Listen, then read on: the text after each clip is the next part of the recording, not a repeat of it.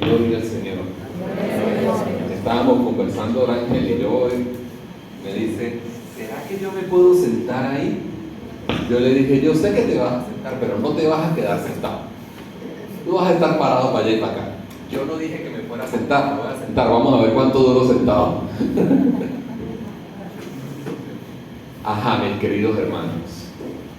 Qué bello, qué bendición, qué regalo, qué maravilla poder estar viviendo todo esto que el Señor nos viene mostrando. Y de manera especial, ir buscando cómo conocer, cómo dejarnos impregnar, cómo dejarnos iluminar por el Señor, porque Él es el que va llevando cada momento, Él es el que va llevando cada espacio, y solo Él es el que nos enseña a pastorear. Y lo bonito es, a veces se queda uno pensando, ¿y tú quieres que yo haga lo que tú hiciste? O sea, eso es de uno quedarse, uy, es lo que tú quieres, es como tú quieres. Entonces, eso es un regalo, eso es un regalo que Dios nos está dando a lo largo de él. Como lo venía compartiendo Ángel y hemos venido adentrándonos en este proceso de metodología del acompañamiento, hemos ido descubriendo cuánto el Señor quiere hacer en nosotros y hemos visto cuántas cosas no hemos hecho como se deberían hacer. No es cuántas no hicieron conmigo como debieron hacerlo. No es, no, a mí no me hicieron esto, no fue así, no fue así, no fue así, sino es simplemente yo, el Gregory, cómo estoy yo, cómo ha sido mi proceso, cómo va, qué me pide, qué quiere, para dónde me lleva, para dónde me trae, pero yo, es la persona de Gregory. Ajá, mis queridos hermanos, mientras que aquí nuestro hermano técnico en sonido nos ayuda a mejorar,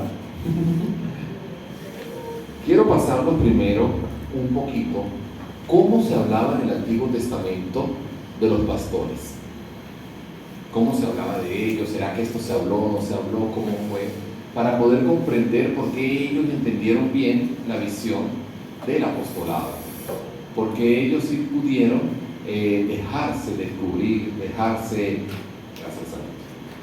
descubrir, dejar saber por qué ellos comprendieron tanto y por qué Jesucristo es el que viene a mostrar que Él es el buen pastor. Porque como lo dijo Ángel, yo voy a hablar del siguiente tema, el cual es Jesús, el buen pastor.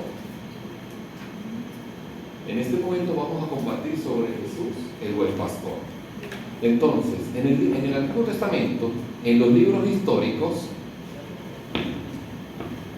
ya va que aquí me están diciendo para graduar el tono, el modular y todo eso, ahí, sí, David. ¿Sí es ahí donde se escucha mejor? Ok. Entonces, el título de este momento es Jesús, buen pastor. Y en Jesús, buen pastor, primero vamos a echar una ojeada al Antiguo Testamento para ver cómo, de qué forma y de qué manera lo vamos a poder ver, cómo antiguamente se habló del pastoreo para poder descubrir por qué Jesús enseña que Él es el buen pastor.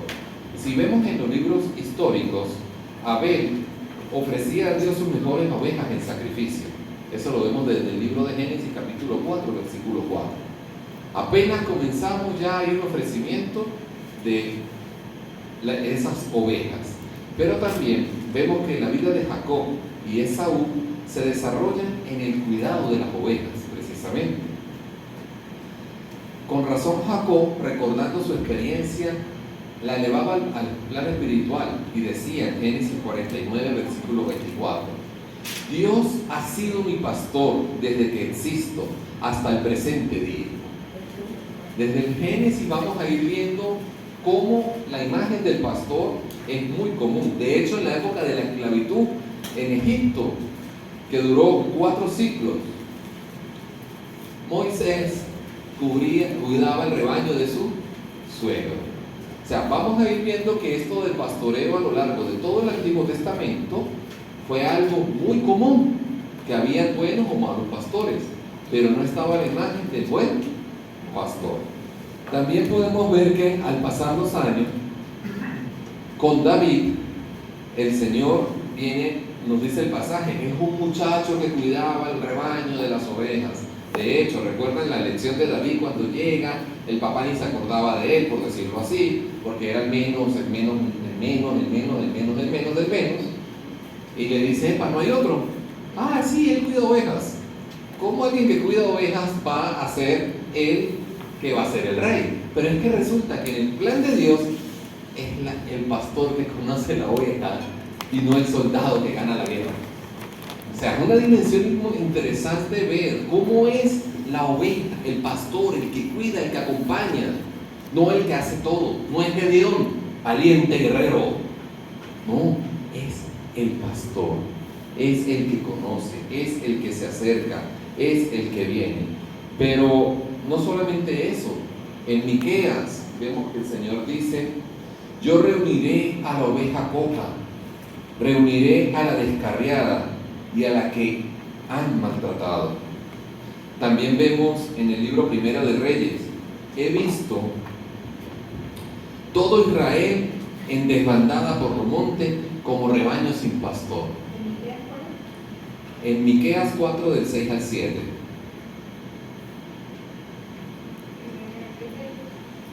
Y en Primera de Reyes nos lo dice del 22 al 17.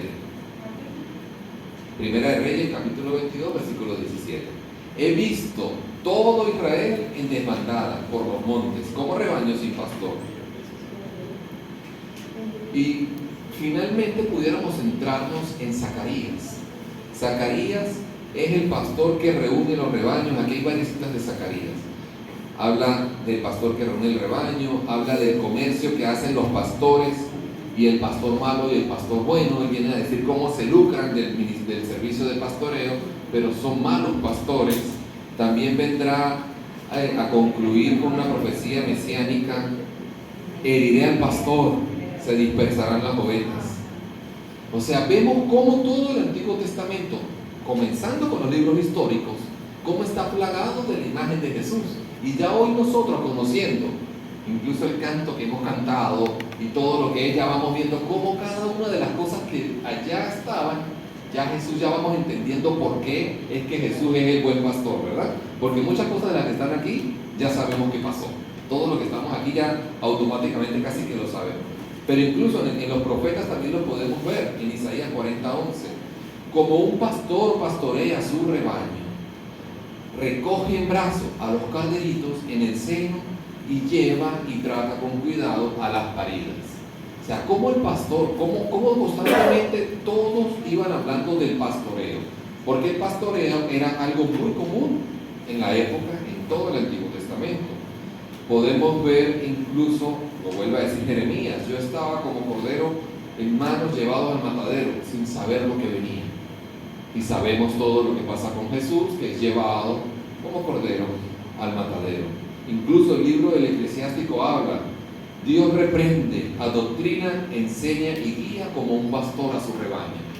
O sea, tenemos plagados infinidad de citas bíblicas donde el ministerio del pastoreo existía, Dios lo hablaba, pero qué raro que las ovejas eran distraídas. Qué raro que las ovejas eran, bueno, miopes, no distraídas, hablemos de distraídas. Dios hablaba y ellos no lo entendían. De hecho, podemos mirar que Dios nos guía y nos conduce por sendas rectas cuando hay valles tenebrosos. ¿Recuerdan de qué estoy hablando? ¿Qué salmo? El Señor es mi pastor, nada más. Señor es mi pastor, que vaya por quebrado. O sea, todo constantemente el Señor lo citaba y lo llevaba. ¿Por qué? En esa época el pastoreo era lo más común de Israel. Cuando se habla de pastorear, puede ser pastorear ovejas, pastorear ganado, pastorear cabritos. Todo eso era un pastoreo. De hecho, cuando se hablaba de un mínimo de 20, ya se comenzaba a hablar de un rebaño en esa época. Y ya un rebaño de 500 era un rebaño muy grande. Ya alguien que dijera que tenía un rebaño de 500, eso era extremadamente grande. Y podemos ver en Job que en un momento de José habla que tenía 7,000 y pico, o sea, imagínense el tamaño del rebaño que tenía Job. Entonces, si vemos a lo largo de todo el tiempo, estaba todo plagado del simbolismo del pastoreo. Pero, como el pastor no ganaba guerra, como el pastor no iba a pelear, como el pastor se quedaba, como el pastor ni pendiente, el pueblo de Israel no entendía la imagen del pastor. ¿Será que somos distraídos? Nos habló por todos lados y el pueblo no lo entendió. Ahí, a grueso modo, hay muchas más citas, hay muchos más momentos, pero es necesario que podamos comprender cómo el Señor, desde el primer momento, va mostrando Dios la importancia del pastoreo. Cómo está plagado de símbolos todo el Antiguo Testamento de la importancia del pastoreo. No está ahí el Señor, es que el pastor es el que hace que te cumpla la agenda. De hecho, hay una diferencia muy grande entre líder y pastor. Un líder es aquel que lleva a los demás a cumplir lo que se consiguió, sea como sea. Es un líder. Me pusieron la misión de hacer esto, voy y lo hago. Pero el pastor no se preocupa tanto por cumplir eso, sino el pastor salva el alma. Y usted y yo estamos llamados para salvar el alma. Dios quiere que tú y yo podamos salvar el alma de las personas. La confianza que Dios tiene es que tú y yo, a través de nuestro servicio, podamos salvar, que podamos ser como ese pastorcito que está aquí con todas estas ovejitas, que podamos tenerla ahí. Esto es lo que el Señor espera de cada uno de nosotros. Y obviamente, cuando tú y yo comprendemos el servicio del pastoreo, hacemos el liderazgo que se necesita para pastorear a nuestras ovejas. Es un fenómeno que un buen pastor es un líder que sabe para dónde va. Pero tal vez un buen líder no sabe para dónde va. Puede ser un buen líder, pero por cualquier camino me lleva. Pero como se cumple la cosa y se hace, ven que soy un buen líder. ¿Se entiende eso? Mientras que el pastor sabe para dónde va, como el pastor oye la voz y escucha, sabe lo que el Señor quiere, sabe para dónde nos lleva, sabe para dónde nos impulsa, y fruto de eso consigue ser el líder para las ovejas que acompañan. ¿Se entiende? Entonces es mejor dejar al Señor que nos capacite, que nos enseñe, que nos forme, para que nosotros podamos ser esos pastores a los que el Señor está llamando en este momento para la vivencia. Jesús, buen pastor, ¿dónde lo vemos? Evangelio de San Juan. Vamos a ubicarnos, por favor, en el capítulo 10. Vámonos al capítulo número 10 del versículo de San Juan.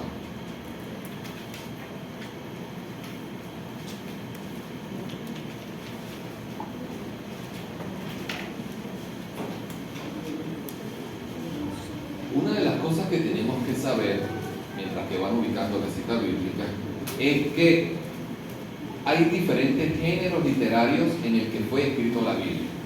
Entre los diferentes géneros literarios en los que fue escrito la Biblia está el género parabólico o género de las parábolas.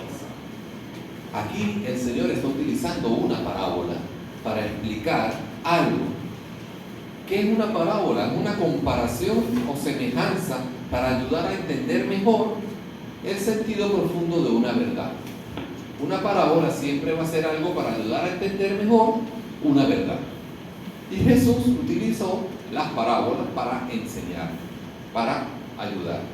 Y gran parte de eso lo vamos a ver en este Evangelio de San Juan, que si nosotros ahorita, lo vamos a ir leyendo poco a poco más adelante, pero del versículo, él tiene varias subdivisiones.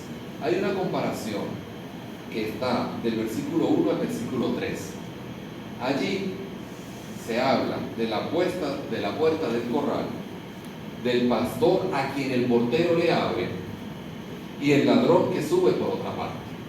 En esos primeros 3 versículos vemos esas 3 imágenes: la puerta del corral, el pastor que le abre, la persona que le abre, el portero le abre a él, que es el pastor, pero aquellos falsos pastores que entran por otro lado. Pero también del versículo, eso es hasta el versículo 3a, del versículo 3b al 5, vamos a ver 2 personajes importantes: el pastor y el que no es pastor. el pastor y el que no es pastor.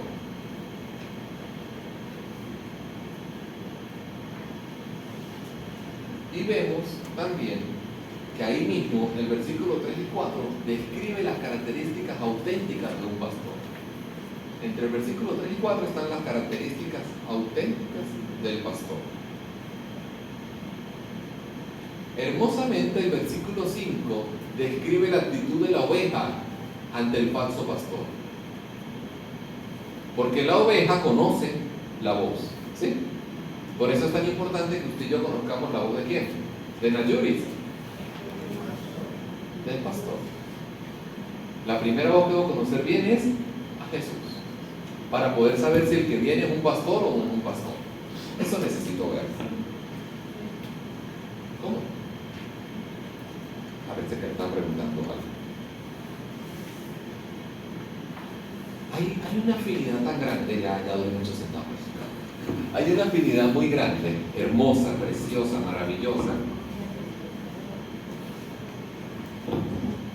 que nos dice Jesús: mis ovejas. O sea, no son las ovejas, es. Y en mí me da un término de posesión. Pertenencia.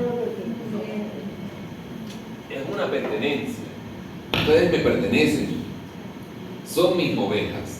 De hecho, dirá hermosamente San Agustín: si existen buenas ovejas, habrá también buenos pastores.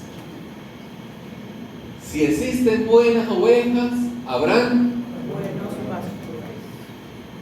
El rebaño 1, 3 y 5 va a decir si existen buenas ovejas. Rebaño 2, 4 y 6 van a contestar: habrá también buenos pastores. Rebaños, lo primero que tienen que decir: Si existen buenas ovejas, Habrá también buenos pastores. ¿por qué? Porque de las buenas ovejas salen los buenos pastores. Una buena oveja se convierte en un buen pastor.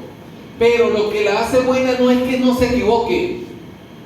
Lo que la hace buena no es que no peque. No es que la cague o no la cague. Es que escuche la voz del pastor. Es que conozca la voz del pastor. Es que obedezca la voz del pastor. Aunque me caí, aunque me equivoqué, a veces nosotros no nos sentimos dignos merecedores de ese servicio o de serlo. Pero oye, las 99 que no se han perdido no conocen los brazos del pastor. Las 99 que no se han perdido no saben lo que es que traigan brazo a la descarriada, que tiene una patica quebrada.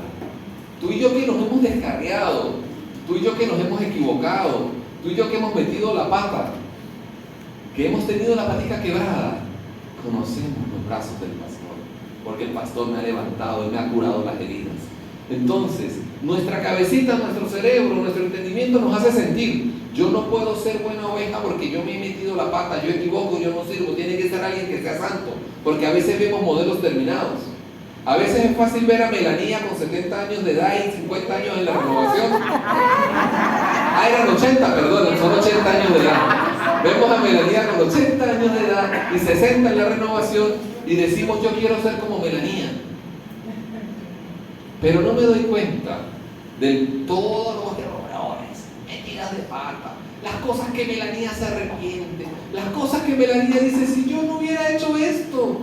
Y nosotros decimos que ay, qué bonito Melanía, porque vemos el modelo terminado. Pero ¿cómo se ha ido construyendo esta mujer? Es más, Melanía dirá, estoy seguro porque la conozco muy bien: ay, no, si usted supiera como soy yo, mejor no será como yo. ¿Verdad, Melanía? Ven a vivir conmigo, lo verás. O sea, ¿cómo? Nosotros a veces queremos ver eso. No, mi hermano, esto es un proceso, pero es un proceso en el que tengo que estar escuchando la voz del pastor, para que escuchando la voz del pastor, cuando yo me descarrile, Él venga a curarme. Para cuando yo me distraiga viendo la mariposita que va por ahí caminando, el Señor me vuelva a traer. Que cuando yo me vaya detrás del otro, a veces en los retiros pasa mucho, se da una indicación y hay alguien que no la entendió, y el que no la entendió se va y hace lo que no entendió, y muchos que no saben se van detrás del que no entendió, porque ese se fue a hacer eso. Eso pasa muchas veces. pasa en nuestros servicios, pasa en nuestros retiros, pasa en cada momento. ¿Por qué? Porque así somos, es una condición. O sea, es normal que seamos así. Es normal. Pero lo que debemos desarrollar es el oído para escuchar al buen pastor. Porque como nos damos cuenta, el Señor nos dirá hermosamente: ven. Evangelio de San Juan, capítulo 10, versículo 14. Yo soy el buen pastor. Conozco a mis ovejas y ellas me conocen a mí. O sea, esto es hermoso, esto es hermosísimo, que el Señor diga: yo conozco a Gregory. Porque yo puedo decir, bueno, hay un muchacho que se llama Gregory, hay uno que es así. Pero cuando usted dice yo conozco, es diferente a decir yo distingo. Yo conozco. O sea, cuando la palabra dice el Señor yo conozco, es no hay nada de Él que yo no sepa. No hay nada de esa oveja que yo no conozca, dice el Señor. Por eso yo sé dónde se pierde. Por eso yo sé dónde encontrarla. Por eso yo sé cómo buscarla. Por eso yo sé cómo curarla. Pero es porque el pastor te conoce. Ese pastor te conoce y dice hermosamente: las ovejas conocen mi voz. Ellas me conocen a mí. Recuerden que ayer hablábamos que pueden haber 4 silbidos iguales y la oveja exactamente sabe cuál es el del pastor. ¿Por qué? Porque la oveja conoce su voz. Por eso el símbolo tan fuerte de la oveja, porque todo el pueblo de Israel creció en medio del pastoreo. Y ellos veían como un pastor que no, al hablar, no importa, no se escucha, no se oye, no lo obedece. Por eso Dios utiliza tanto el pastoreo y la imagen de la oveja, porque la oveja es distraída, porque la oveja es miope. Y el pueblo todavía no lo entendía. Entonces tú y yo tenemos que entender y comenzar a pedirle al Señor que podamos conocer cada vez más su voz. ¿Y cómo vamos a conocer más su voz? Un encuentro diario, constante y perenne con la palabra. Porque ahí es donde yo lo voy a conocer a Él. Nos dirá San Jerónimo: desconocer las Escrituras es desconocer a Cristo. Entonces, ¿cómo yo puedo conocerlo si no lo leo? ¿Cómo puedo yo conocer la voz si no lo escucho? Entonces, fácilmente somos servidores que la Biblia la utilizamos cada miércoles de grupo de oración y de resto queda guardada. Pero yo conozco la voz del pastor. Esto no viene de Dios. Y comenzamos. Pero si no estoy teniendo comunicación con Él, es tan hermoso porque cuando tenemos comunicación con Él y conocemos y lo vemos, a veces hasta usted está seguro que usted se va a venir por aquí. Y el Señor, ya cuando usted tiene todo montado, la maleta preparada, el pasaje comprado y voy a ir saliendo al aeropuerto para irme, el Señor te dice: por ahí no es. Y tú conoces tanto la voz del Señor que aunque tienes todo listo, yo no voy. Pero cuando yo no conozco la voz del pastor, cualquier voz me dice qué hacer. Entonces es necesario que tú y yo conozcamos la voz del pastor. Me gusta mucho como dice San Gregorio Magno: escuchemos lo que dice el Señor a los predicadores. La mies es mucha, pero los operarios son pocos. Rogad pues al Señor de la mies que envíe trabajadores a su mies. Por tanto, una mies abundante, son pocos los trabajadores. Al escuchar esto, no podemos dejar de sentir una gran tristeza, porque hay que reconocer que, si bien hay personas que desean escuchar cosas buenas, faltan en cambio quienes se dediquen a anunciarlas. O sea, hay un anhelo de escuchar cosas buenas, y no es las cosas buenas de repente unas noticias que muchos están esperando o estamos esperando por lo del Caribe. No son ese tipo de noticias. Es la noticia que salva el alma, es la noticia que transforma, es la noticia que libera, pero no libera momentáneamente, sino para la vida eterna. Pero si yo no escucho la voz de Él, si yo no conozco la voz de Él, ¿cómo sé si lo que yo Albert me está diciendo es o no es de Dios? ¿Cómo sé si Nayuri y comité salimos con una locura y ustedes, es el comité nacional, hay que hacerlo? Y nosotros como comité estamos caminando en contra de lo que Dios dice, pero como ustedes no escuchan la voz de Dios, como ustedes no lo conocen, pero vamos al otro lado. Si yo me manejo por lo que yo he aprendido, por lo que yo sé, por lo que yo conozco, y esto se hizo así, esto se hace así, esto tiene que ser así, Y el Señor está hablando, el Señor está mostrando, pero como usted no está atento, usted dice, eso que están haciendo no es de Dios. Y resulta que el Señor lo confirma, lo muestra, lo revela, pero usted se lo sabe porque usted ya sabe cómo Dios actúa, y si no actúa no es de Dios. Es tan hermoso cuando escuchamos la voz del pastor, que Nayuri puede estar, vamos a hablar de Barquisimeto en el momento, está en Barquisimeto, y Floreida está en Puerto La Cruz. Y si los dos están orando escuchando al mismo pastor, lo hemos vivido y es normal de nosotros como carismáticos, lo mismo que siente Floreida, lo va a sentir él. Y no están hablando, pero ambos están escuchando al mismo pastor. Entonces es necesario que nosotros podamos estar en esto. Me encanta este comentario que también se lo quiero compartir. Cuán hermoso y grandioso significado adquirió la palabra pastor. Que el Señor Jesucristo se le atribuye a su persona como un ministerio. En el pasaje citado se está refiriendo específicamente a nuestro Señor. Estos principios que se establecen aquí son aplicados por extensión a todos aquellos hermanos de la comunidad que Dios llama para que sean responsables de pastorear, brindar atención y cuidado a los hermanos que forman parte de su grupo de oración. Aprendamos con atención y esmero las enseñanzas del buen pastor. O sea, es hermoso que el Señor quiera que tú y yo seamos esos buenos pastores. Es hermoso que el Señor quiera que tú y yo conozcamos a cada una de las ovejas. Es hermoso que Jesús, que sí conoce a cada uno de nosotros en plenitud, quiere que tú y yo conozcamos. ¿Sabe qué? Es una de las cosas de mi experiencia de acompañar, de haber podido, experiencias bellas de acompañamiento. En mi parroquia había una joven que, esa muchacha era insoportable. Era insoportable. Usted podía estar hablando de la cosa más seria del mundo y ella salía con una estupidez. Usted podía estar hablando lo que sea y ella en su mundo, en su cabecita. Ustedes casi que están hablando de que alguien se acaba de morir y ella salía con un chiste para que todos se murieran de la risa como si no hubiera pasado nada. O sea, ella era la persona más imprudente, era la persona más... Pero cuando ella hablaba, ella era el centro de atención. Escúchenme a mí, tomen, ¿y por qué yo les dije que ustedes no me entienden? Yo la miraba, pero sí, Dios mío, sí. Uno comparte su sufrimiento y tú te ríes, pero cuando tú vas a decir algo tenemos que escuchar. O sea, y así era el proceso de ella cuando comienza. Fueron como 6 meses aguantándola, queriéndola hacer lo de la oruga. Y yo quería aplastarla y desaparecerla. Es verdad. Es más, casi que le digo, Señor, escóndala, Señor, y olvídate de dónde, yo no quiero verla. O sea, una cosa de que vete de aquí, porque qué intolerable era esa muchacha. Comienzo, me acuerdo, un viernes, 9 de la noche, quería irme a mi casa. Yo vivo normalmente de la parroquia donde hago vivo como 8 cuadras. Yo quería irme a mi casa. Y me dice, Churco, quiero hablar con usted. Antes era Churco, ya no tengo pelo. Y me dice, Churco, yo quiero hablar con usted. Yo, ok. Ay, hermano, lo que pasa es que tengo una situación en la casa. Y dime. Me dice, bueno, mi mamá es alcohólica. Yo, mi hermana a veces se prostituye y tiene problemas con el alcohol y ellos no entienden que yo venga a la iglesia, ellos no quieren que yo venga para acá, dicen que yo estoy perdiendo el tiempo. Tengo un primo que vive en mi casa que es homosexual y él, yo escuchando.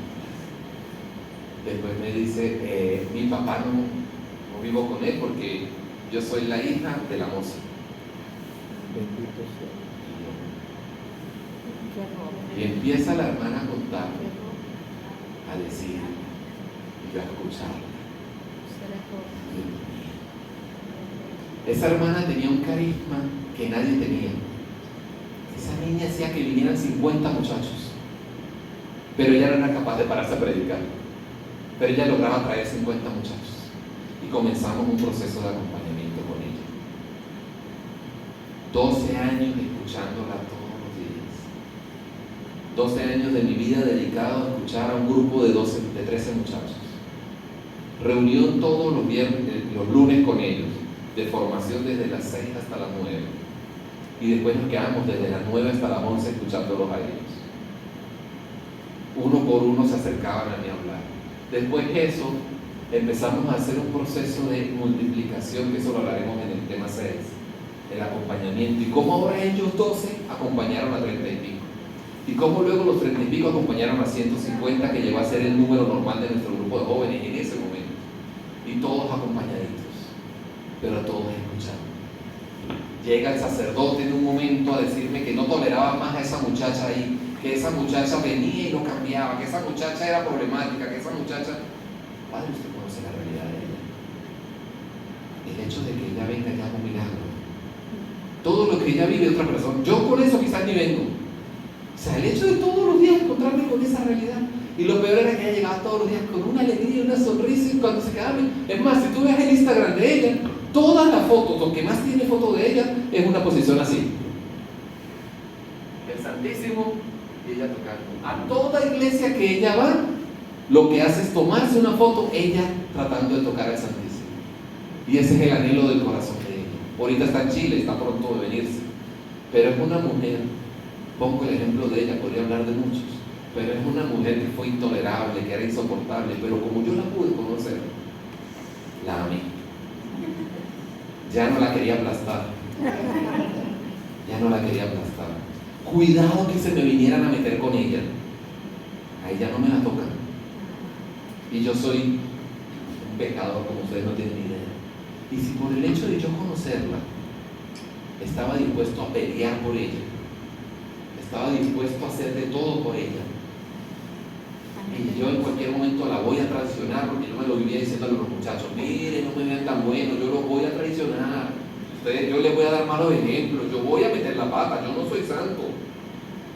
Yo no soy santo, yo soy, que le digo a todo el mundo santo es para ver si me la creo un poquito yo. Pero o sea, yo soy, Dios mío, el griego y bueno está allá, yo soy el otro, o sea, ¿cómo hacemos con eso? ¿Cómo podemos nosotros? No, hay que conocerla, porque la oveja conoce al pastor.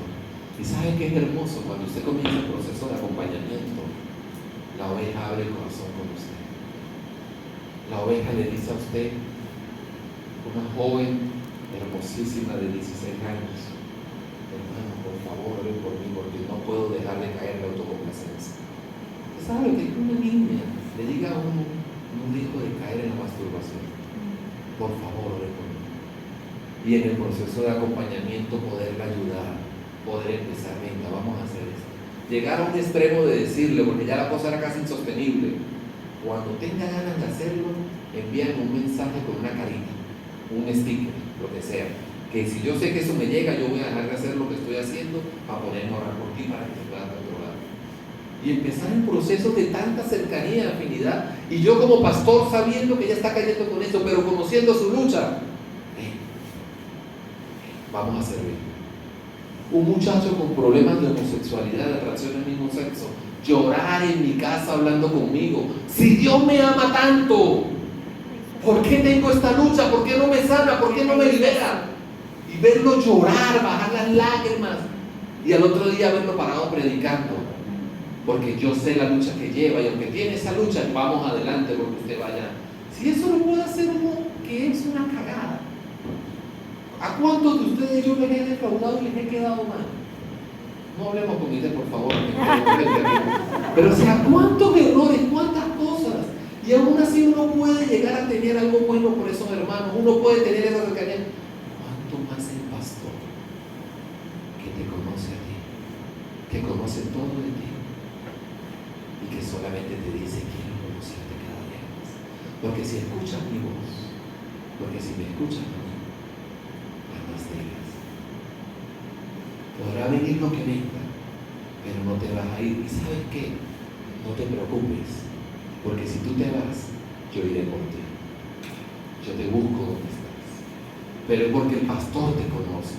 Es porque el pastor está allí. Pero para eso tú y yo tenemos que dejar que el pastor nos conozca. Tú y yo tenemos que tener nuestros espacios de estar con el pastor. En un primer momento, obviamente, el pastor por excelencia, que es Jesús. Pero en el camino y el proceso, el pastor que el Señor está poniendo al frente de ti. Esto es súper delicado, el pastoreo, es muy delicado, porque una vez que yo abro mi miseria delante de Aida, Aida no puede ir a decirle a los demás. Aida no puede ir a caer en el chismerío santo, el chismerío carismático. ¿Sí saben cuál es el chismerío carismático? ¿No saben cuál es? Gabrielita, le voy a contar algo de Orángel, pero es por favor para que ore por él. Es para que ore por él, hermana, no es para otra cosa. Usted sabe que Orángel está gordo y usted se va. Loreida, ay, hay un hermano que necesita que oramos por él. Ese hermano necesita de la oración. Ese hermano se llama Orángel y está gordo. Pero no haga otra cosa, es para orar por él, por favor, Floreida. Y Floreida se va. Ay, Nayuri, usted sabe que hay otro gordo. Vamos a orar por ese gordo. ¿Se entiende lo que estoy diciendo? Sí. A veces nosotros con la excusa de orar exponemos al hermano. Pero yo lo estoy haciendo porque oremos, porque es que si oramos, él se va a liberar, él se va a sanar. Entonces yo no, ¿verdad? Orángel, eso es profético. Vas a rebajar, hermano. O sea, un hermano está pasando por una situación en la que cayó. El hermano le fue infiel a su esposa. Y el hermano está arrepentido y busca a usted porque él quiere salir de ahí. Y usted, por estar diciendo de boca en boca, lo está difamando, lo está dañando. Usted no es quién, mi hermano, para abrir el foro interno de la persona. A veces está uno en reuniones en las que usted tiene que, todo lo que le está diciendo usted no sabe, y usted, ¿en serio? Hermano, hablemos de otra cosa. Uno no puede estar hablando de los hermanos, y menos con el pretexto El chisme santo. a que oren. Un chisme carismático ahí. Vamos a darle chismecitos carismáticos. ¿Cuántos chismes carismáticos nos han llegado? ¿Y cuántos chismes carismáticos hemos dado? ¿Cuántas veces nosotros lo hemos hecho?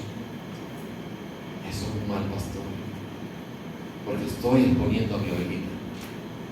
Estoy haciendo que mi oveja sea señalada. Estoy haciendo que mi oveja sea injuriada. Estoy haciendo que mi oveja sea... Y empieza. Si yo necesito decirle a Melanía para que me ayude a orar, para que Orángel enflaque, yo, Orángel, hermano, usted me está hablando de esta situación y de verdad que yo no estoy casado. Esa situación que vive con María, tu esposa, yo no la entiendo porque no estoy casado. Yo creo que yo debería hablar con Ana Julia, que Ana Julia es del área de comunidades. Ella me podría, perdón, de familia. Era para que estaba dormida, no mentiras. Ana Julia es el área de familia. Ella te entiende, ella está casada. ¿Te parece si le digo a Ana Julia esto? Si Orángel me dice sí, yo voy y se lo digo a Ana Julia. Si Orángel me dice, ay hermano, mejor no, yo no se lo digo. Eso es muy diferente a yo llegar y después decirle, ay hermano, ¿sabe que como yo no estoy casado? Pues yo le pregunté a Ana Julia. Pero ¿sabe que lo que me dijo Ana Julia a mí no me convenció mucho? Y yo me acordé que Nayuri también está casada y Nayuri ha servido mucho tiempo en familia. Entonces yo fui, pero le dije que yo quería hablar con Carlos y con ella al mismo tiempo para escuchar a Carlos. Entonces Carlos se sienta ahí y empiezo así. ¿Qué estoy haciendo con el hermano? Matándolo. Pero hermano, yo no lo hice con mala intención. Tal vez nos pasa lo del discípulo con la oruga. ¿Se acuerdan del discípulo con la oruga? Sí. El discípulo vio que la oruga estaba haciendo un daño y el criterio del discípulo fue bueno. Oye, ya va, este jardín está muy hermoso, está precioso, está lindo, esto lo está dañando. No, yo no voy a dejar que lo dañe. El hermano canta hasta bonito, predica bien, esa situación lo está dañando. No, yo no puedo dejar que esto lo dañe. Yo tengo que actuar, yo tengo que tomar acciones porque yo no voy a dejar que el hermano se me pierda. Y sin darme cuenta, por querer hacer algo que aparentemente es bueno, estoy matando al hermano. Y el Señor dirá en su palabra, tengan más miedo del que mata al alma. Y usted y yo, ¿cuántas almas hemos matado? Tú y yo como pastores, ¿cuántas almas hemos matado en vez del cuerpo? Tal vez ninguno de nosotros seamos asesinos y no estamos presos por eso, pero tal vez en nuestro servicio y a lo largo del tiempo tenemos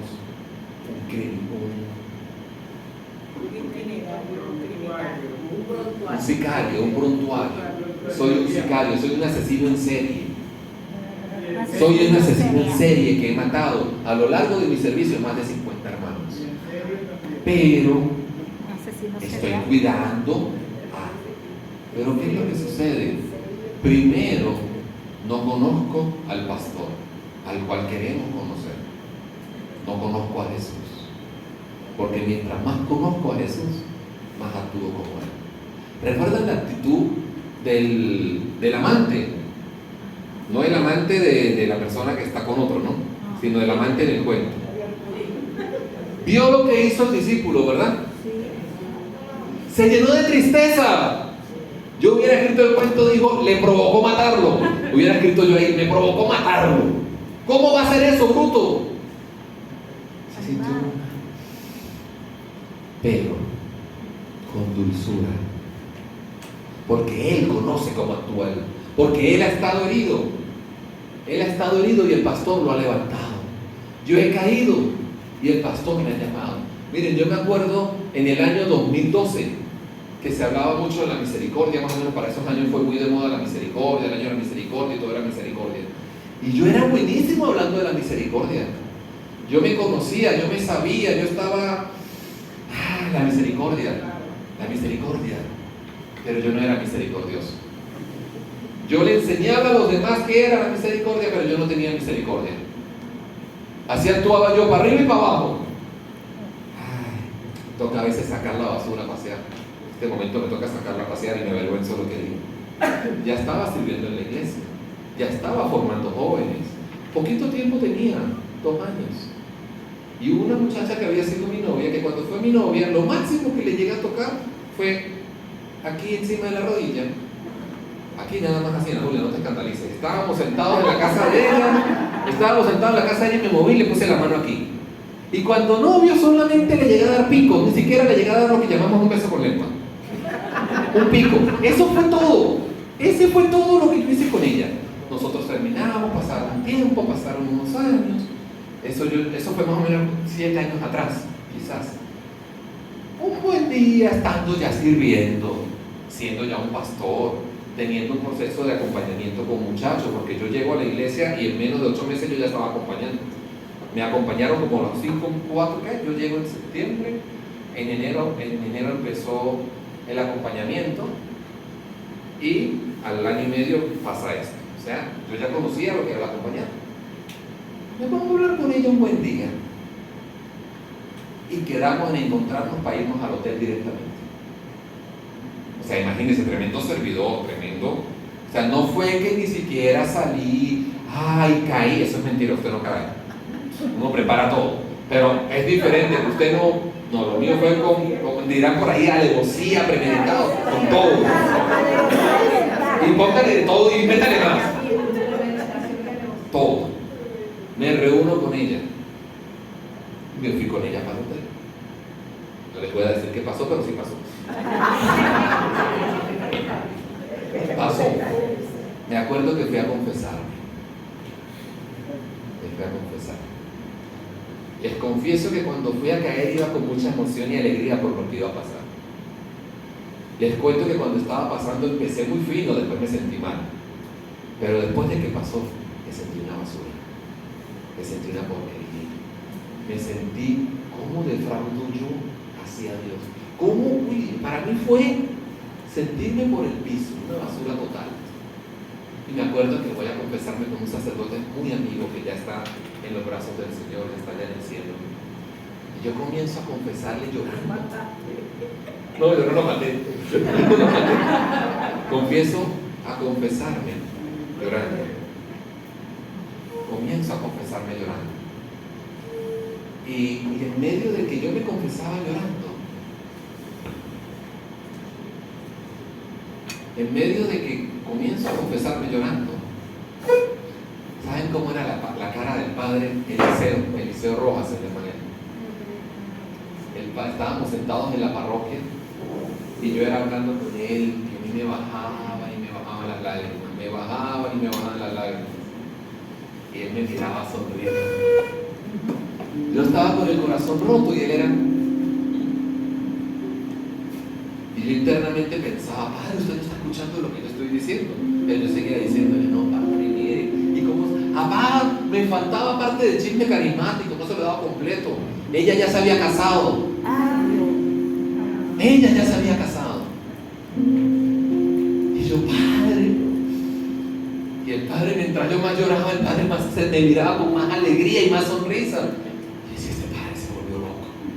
Pero yo seguía botando toda mi basura. Una de las palabras más sabias que me he podido escuchar en mi vida, las escuché en ese momento. Me pone la mano en el hombro, me mira a los ojos y me dice, hasta el día de hoy has hablado de misericordia, pero a partir de hoy vas a ser misericordioso, porque te has dado cuenta de la miseria que llevas por dentro. Te has dado cuenta de cuánto puedes caer si no es por la gracia de Dios. Y ya vas a dejar de hablarlo para decirlo. Porque tu miseria es la misma que todos llevan. Y yo me quedé. Wow. Y de ahí en adelante empecé a conocer más el amor misericordioso del Señor. Por eso me ven peleando en todos lados diciendo para arriba y para abajo, primero es la persona por encima de él. Hay hermanos aquí que han hablado conmigo que saben que he defendido a gente que jamás defendería. Pero si mi Señor los ama, si mi Señor los quiere, ¿quién soy yo? Si mi Señor tiene misericordia conmigo, ¿quién soy yo? Por eso en este momento, mis queridos hermanos, el pastor de pastores va a venir para acá. Va a venir el Señor y simplemente nosotros desaparecemos para que Él ahorita venga. Y yo te quiero invitar que mientras que el Señor viene, una sola petición al Señor: quiero conocerte, quiero conocerte. Olvídate de todo lo que tú lo conoces y dile al Señor: quiero conocerte. Porque mientras más conozcamos al pastor, seremos reflejos del pastor. Porque todo discípulo bien formado llegará a ser como su maestro. Pero el discípulo se forma porque está a los pies de él, porque se arrodilla ante él, porque se sienta a escucharlo a él, porque saca tiempo para él. Y mirándolo a él aprende que solamente muriendo a sí mismo puedo ser conforme a él. Porque mientras que yo no muera a mí, seré un pastor conforme a mi voluntad y no a la del Señor. Entonces, que podamos pedirle al Señor en este momento que queremos ser pastores como Él lo es, que queremos ser pastores, que lo invitemos a Él, y que ahorita cuando el pastor de pastores entre, tú y yo podamos decirle a Él: yo puedo confiar en ti, porque tú conoces, Señor, mis caminos, porque tú, Jesús, eres el buen pastor, que vienes, que entras, que pasas y obras en nuestra vida y en nuestro corazón. Porque tú, Señor, eres el amado y el pastor de nuestra vida y de nuestro ser. Porque queremos confiar en ti, Señor.